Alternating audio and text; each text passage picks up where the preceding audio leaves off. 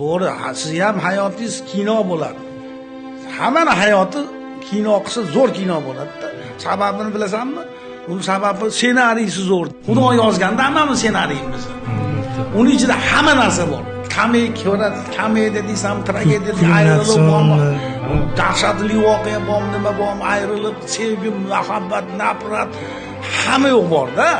Bekamni ko'zda bu ssenariy Alloh yaratgan, buni hech kim yozolmaydi unaqa qilib.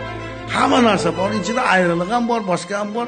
Haligi bahordek arilar qo'nishi, gullar, kapalaklar qo'nishi ham bor.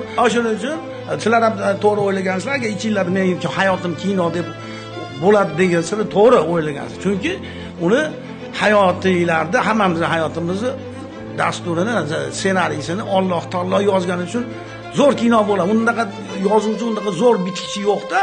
Lekin oxiri kinoda oxiri nima bo'lib tuganlashini bilmaymiz. Hammamiz qiyshimizmi, hunimizmi, chiroylimiz, zo'rmizmi, gilamlik bosh qahramonimizda u kinoda.